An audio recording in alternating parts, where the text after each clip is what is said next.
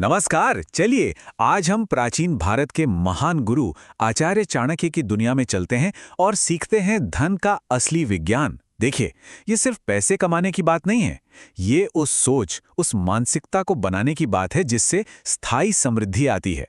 तो शुरुआत करते हैं चाणक्य के सबसे क्रांतिकारी विचार से। वो कहते हैं कि असली दौलत ज्यादा मेहनत करने से नहीं, बल्कि बेहतर तरीके से सोचने से आती है। ये एक ऐसा सिद्धांत है जो हजारों साल पहले जितना सच था, आज भी उतना ही है, और ये हमारी पैसे को लेकर पूरी समझ को बदल सकता है। जरा सोचिए, एक तरफ गुरु चाणक्य हैं और दूसरी तरफ उनके शिष्य चंद्रगुप्त। और चाणक्य कड़ी मेहनत की जो पारंपरिक सोच है ना, उसे चुनौती दे रहे हैं। वो समझा रहे हैं कि अमीर और गरीब के बीच अगर सबसे बड़ा कोई फर्क है तो वो है उनकी सोच का। देखिए, यहां दो रास्ते साफ साफ दिखते हैं। एक है मजदूर का रास्ता, जो दिन रात हथौड़ा चलाता है, फिर भी उसका गुजारा मुश्किल से होता है। क्यों? क्योंकि शारीरिक मेहनत की एक सीमा होती है। वहीं दूसरी ओर है मानसिक शक्ति का रास्ता। बुद्धि का सही इस्तेमाल इंसान को उन ऊंचाइयों तक ले जा सकता है जिसकी कोई सीमा ही नहीं है। जैसा चाणक्य ने चंद्रगुप्त से कहा था, एक राजा कभी खुद मेहनत नहीं करता। और ये बात इस विचार को और भी पक्का करती है कि अमीरी हालातों या बैंक बैलेंस से नहीं, बल्कि दिमाग और सोच से पैदा होती है। जो इंसान अपनी बुद्धि के घोड़े दौड़ाना जानता है, उसे अमीर बनने में ज्यादा वक्त नहीं लगता। तो सवाल ये है कि आखिर ये मानसिकता बनाई कैसे जाए। इसके लिए चाणक्य ने हमें 5 बहुत ही शक्तिशाली सूत्र दिए हैं। ये सिर्फ नियम नहीं है, ये वो कदम हैं जिनसे स्थायी समृद्धि की नींव रखी जा सकती है। चलिए एक एक करके इन्हें समझते हैं। सबसे पहला और सबसे जरूरी सूत्र है अपने दिमाग पर निवेश करना। ये सबसे बड़ा इन्वेस्टमेंट है। चाहे कोई नई स्किल सीखनी हो या अच्छी किताबें पढ़नी हो, इस निवेश पर जो रिटर्न मिलता है वो कहीं और नहीं मिल सकता। चाणक्य तो कहते थे कि जो सीखना बंद कर देता है वो जीते जी मर जाता है, और उसकी कमाई भी वहीं रुक जाती है। याद रखिए, हमारा दिमाग ही पैसा बनाने की सबसे बड़ी मशीन है। अब ये दूसरा सूत्र बहुत ही दिलचस्प है। देखिए, मौके कभी भी दरवाजा खटखटाकर नहीं आते। वो अक्सर छुपे हुए होते हैं, कभी किसी मुसीबत के रूप में, कभी किसी के ताने में, तो कभी किसी की कही एक आम सी बात में। जो लोग इन छुपे हुए इशारों को पकड़ लेते हैं, वही आगे चलकर कामयाब होते हैं। चाणक्य ने सिखाया कि समय पैसे से 1000 गुना ज्यादा कीमती है। क्यों? क्योंकि खोया हुआ पैसा तो वापस कमाया जा सकता है, पर जो समय एक बार चला गया वो कभी लौट कर नहीं आता। आज के दौर में इसका मतलब है ये समझना कि हम अपना समय फोन पर बिता रहे हैं या अपने लक्ष्यों पर।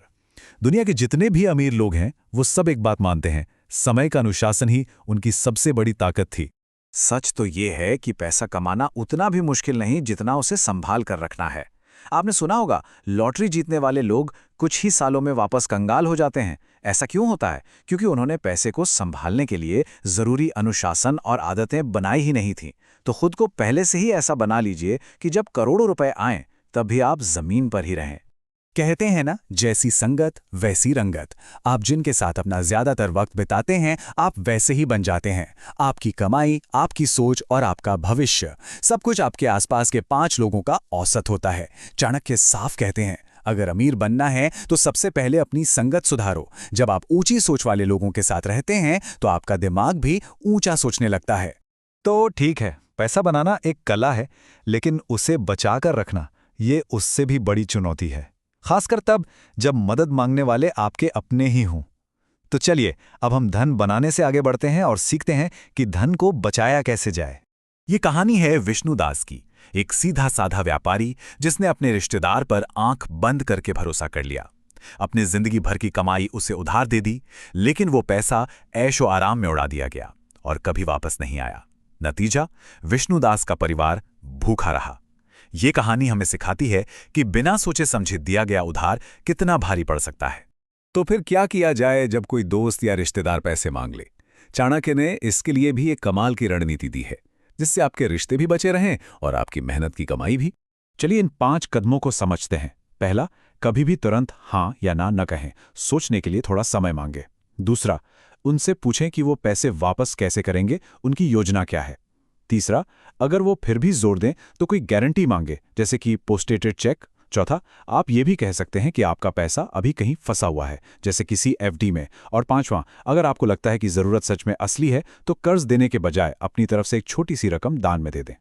अब इन सभी सूत्रों को एक साथ जोड़ते हुए चाणक्य हमें पैसे और रिश्तों के बारे में अपनी सबसे गहरी और अंतिम समझ देते हैं। यहाँ कुछ आखिरी पर बहुत जरूरी बातें हैं। बड़ी रकम का लेन देन हो तो हमेशा कागज पर समझौता करें। याद रखें, जो रिश्ता सिर्फ पैसे के लिए टूट जाए वो रिश्ता सच्चा था ही नहीं। और अपनी मेहनत की कमाई को बचाना आपका हक भी है और आपकी जिम्मेदारी भी। और ये है चाणक्य की अंतिम और सबसे शक्तिशाली सलाह। आपकी पहली जिम्मेदारी हमेशा आपका परिवार है। किसी ऐसे कर्ज के लिए उनकी सुरक्षा को दांव पर कभी मत लगाइए जिसके वापस आने की कोई गारंटी ना हो। और हम इस चर्चा को इसी एक गहरे सवाल के साथ खत्म करते हैं। सोचिएगा जरूर, जब पैसा रिश्तों के बीच आता है तो हम असल में क्या खोते हैं? क्या वो सिर्फ पैसा होता है या फिर उससे कहीं ज्यादा? भरोसा, रिश्ते और मन का सुकून।